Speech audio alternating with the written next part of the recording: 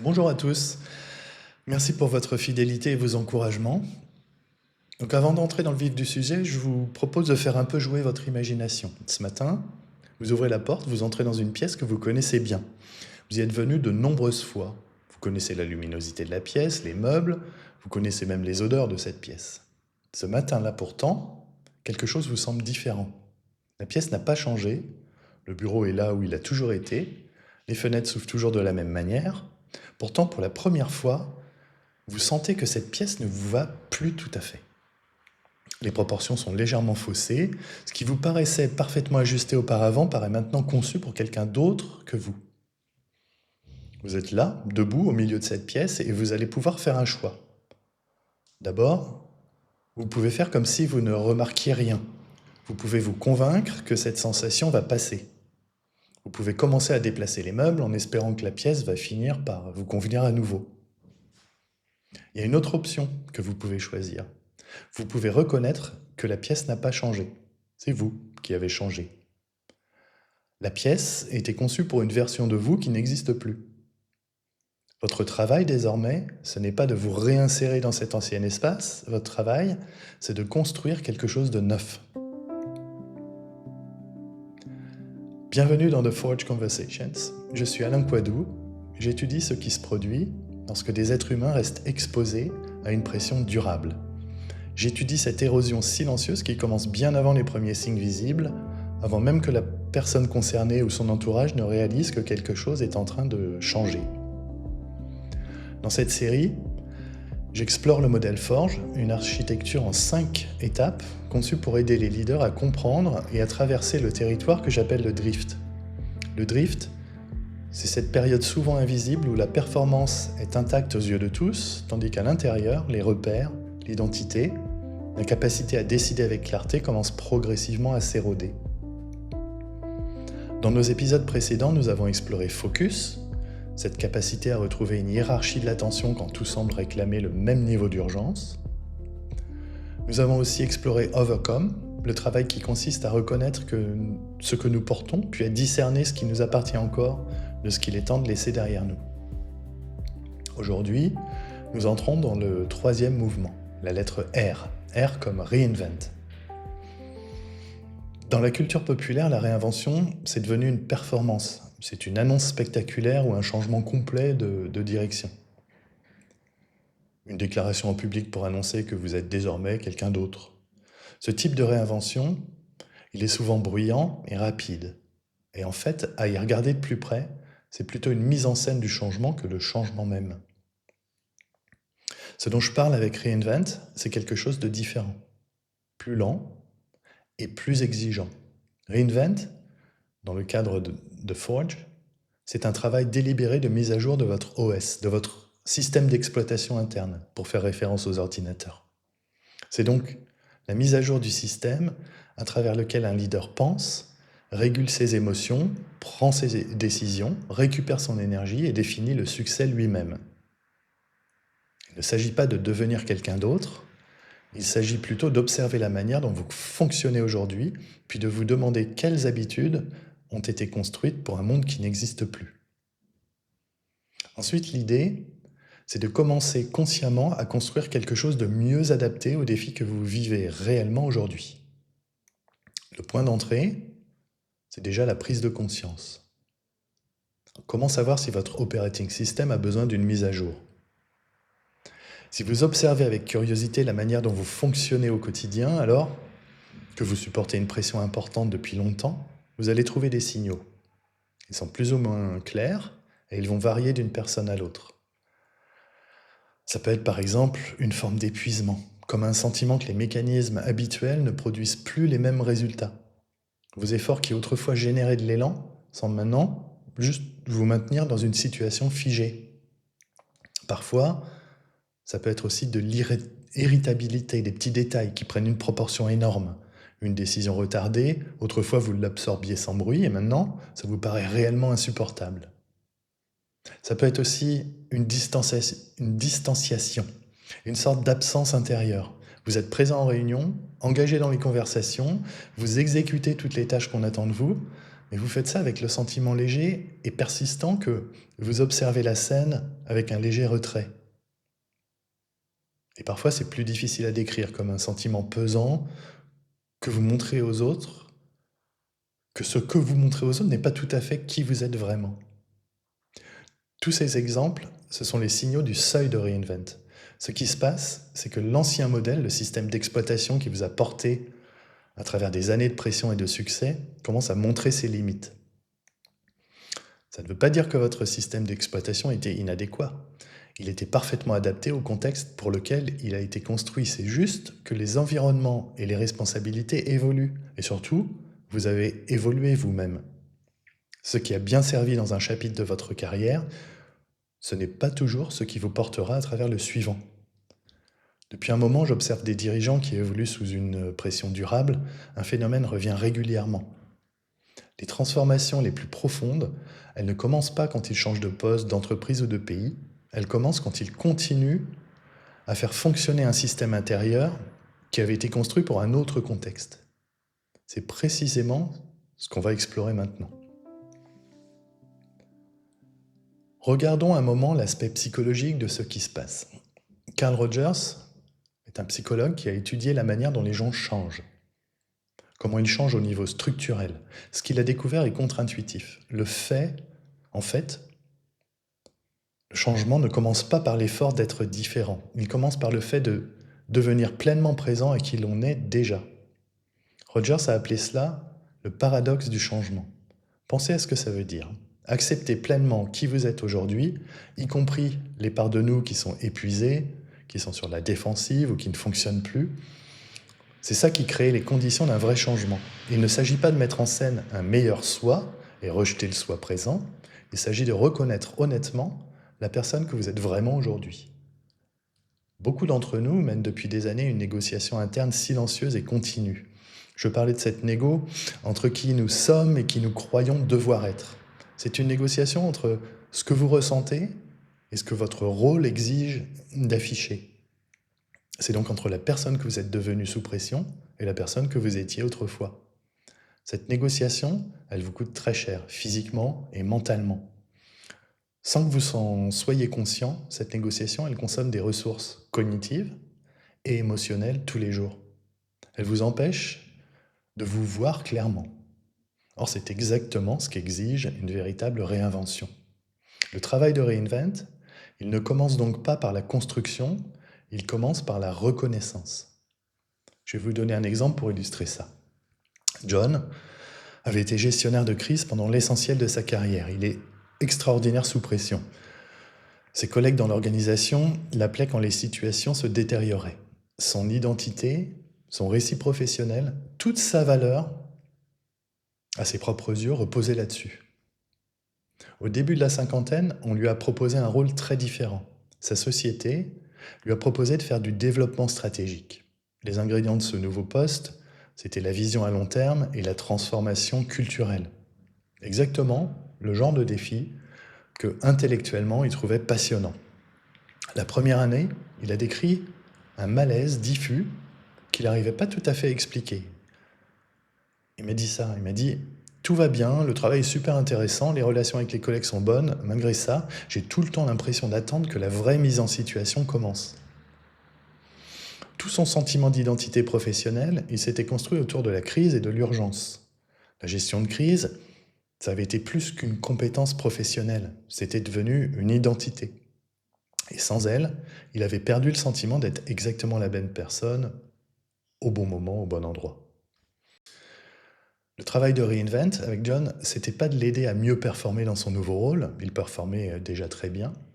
Il s'agissait de l'aider à voir la logique qu'il continuait de faire tourner sans s'en rendre compte. Il s'agissait de voir s'il y avait des éléments de cette logique qui pourraient lui servir dans la période qu'il vivait maintenant, ou pas.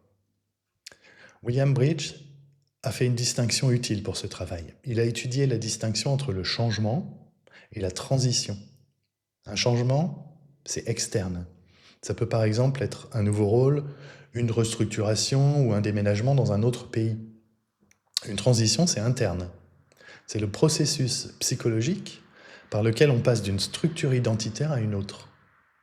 La transition ne commence pas comme on imagine par quelque chose de nouveau qui démarre, elle commence par quelque chose qui se termine. Bridge appelait ça la zone neutre, le territoire ambigu, inconfortable où le système familier ne fonctionne plus, mais où le remplacement n'a pas encore été construit. La plupart des leaders trouvent cette période inconfortable. C'est compréhensible, les personnes très performantes, elles sont entraînées à résoudre, à décider, à avancer. Elles ne sont pas entraînées à rester dans le flou sur leur propre fonctionnement intérieur. Pour traverser cet espace de transition, il faut savoir rester dans l'incertitude assez longtemps pour y voir clair. Ce qui est important à propos de Reinvent, c'est que votre chemin à travers la transition, vous ne pouvez pas le penser. Vous pouvez analyser le modèle précédent et comprendre ses limites avec une grande précision. Vous pouvez articuler très clairement tout ce qui, dans l'ancienne structure, ne vous sert plus. Vous pouvez aussi cartographier l'état entre où vous êtes et où vous voulez être avec exactitude. Et malgré tout ça, vous pourrez rester figé, bloqué, sans progresser. Reinvent n'est pas un processus cognitif. C'est un processus qui passe par l'expérience. Il se produit par des moments où vous expérimenterez d'autres manières de fonctionner. Vous mettez en place des expériences répétées où vous agirez depuis vos valeurs plutôt que depuis l'urgence. C'est en accumulant ces moments, en appliquant la nouvelle architecture, en la mettant à l'épreuve, que la transition va devenir naturelle. Faire une transition, c'est donc pas un plan, c'est une pratique. Imaginez une rivière qui suit le même cours depuis des décennies. Les berges sont profondes, bien établies, l'eau sait exactement où aller, le tracé est efficace, familier, automatique. Si la source de la rivière change légèrement de direction, juste assez pour que l'eau ne vienne plus tout à fait au même endroit, au début, presque rien de visible va changer. Le lit de la rivière transportera toujours parfaitement bien le débit. Avec le temps, par la répétition, le flot, par un mouvement patient et constant, l'eau va se frayer un passage à travers un nouveau terrain. Et de nouveaux chemins deviendront, peu à peu, accessibles, plus accessibles que les anciens. Ça ne se passe pas immédiatement, ni en force. Une véritable réinvention, vue de l'intérieur, ça se passe comme ça. Ce n'est pas un abandon de tout ce qui précède, c'est un déplacement discret mais constant de la source, une réorientation. Alors vous me direz concrètement comment on fait ça. Le travail de mise à jour, il se déroule en 3 étapes. Je vous propose de les parcourir une par une concrètement. Ça, on passe du concept à la pratique. La première étape consiste à localiser l'ancien code. Tout système d'exploitation a des modules qui tournent en silence en arrière-plan. Des processus que vous n'avez pas consciemment lancés. Ils consomment des ressources que vous n'avez pas consciemment allouées. Dans le leadership, ces modules, ce sont vos réponses automatiques. Un certain type de situation se présente, une remise en cause de votre autorité ou une instruction ambiguë venue d'en haut, un membre de votre équipe qui sous-performe, un moment d'incertitude en public. Et avant même d'avoir fini de réfléchir, vous avez déjà répondu, d'une manière reconnaissable, de la même manière dont vous répondez toujours à ce genre de situation. Cette automaticité, c'est la signature d'un ancien code. Donc la question pour localiser le code, c'est simple. Où, dans votre vie professionnelle, réagissez-vous plus vite que vous ne pensez?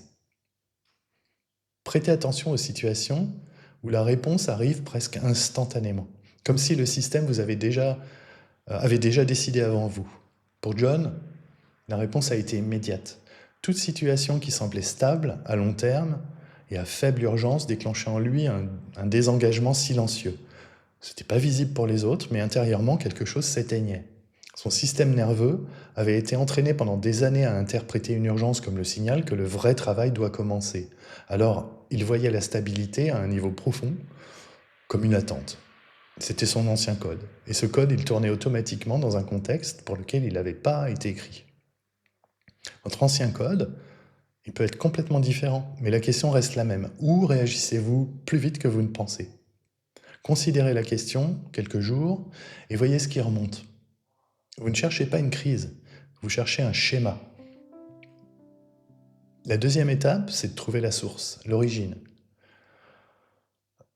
Une fois une réponse automatique localisée, la question qui suit, c'est celle-là. D'où vient vraiment cette réponse?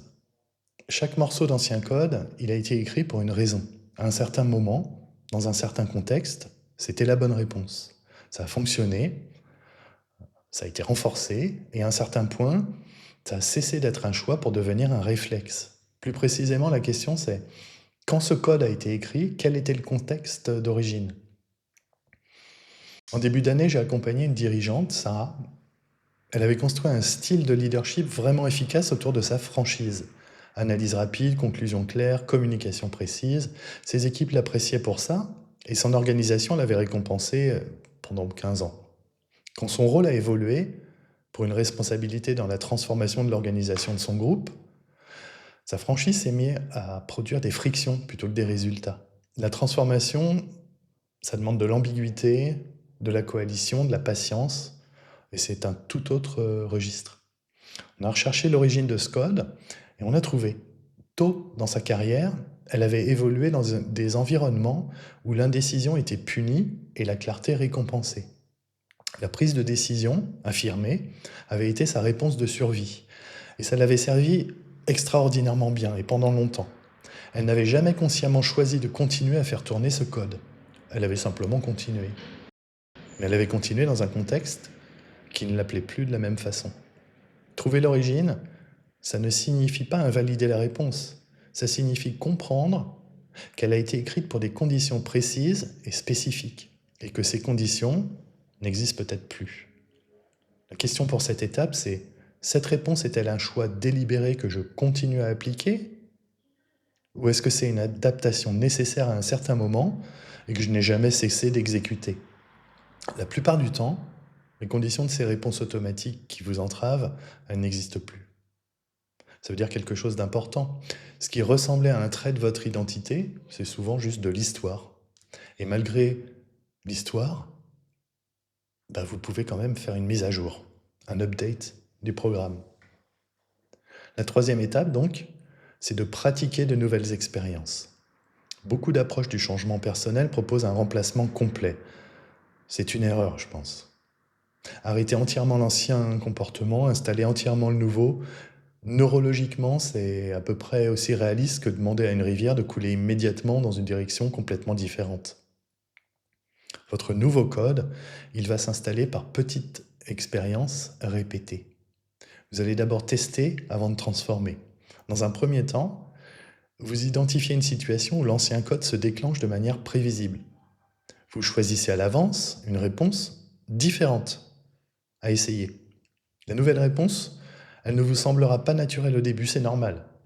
Rappelez-vous que le système nerveux apprend par l'expérience, il n'apprend pas par l'intention. Sarah, son expérimentation, c'était précis. Elle a identifié une réunion hebdomadaire où son instinct était toujours de chercher à trouver une conclusion. Au lieu de ça, elle a choisi plutôt de poser une question ouverte, puis de rester silencieuse un long moment pour entendre les réponses. Elle s'est imposé le silence 30 secondes de plus à partir du moment où elle se sentait inconfortable. Elle n'en a pas fait une règle générale, elle a mis ça en place dans un contexte identifiable une fois par semaine. La première fois, elle m'a décrit le silence comme presque physiquement inconfortable. Après 4 semaines, la qualité des réunions s'était nettement améliorée et les décisions prises plus efficaces. Ce qui est important, c'est qu'elle n'avait pas décidé d'être différente. À la place, elle avait pratiqué le fait d'être différente d'une manière contenue, précise et répétée. Pour John, l'expérience était un peu différente. Il a identifié les moments de stabilité dans son nouveau rôle, ce qui déclenchait le désengagement silencieux. Et il a choisi, dans ces moments, de se poser une question avant que le désengagement s'installe. Qu'est-ce que je ferais maintenant si c'était une vraie situation de crise?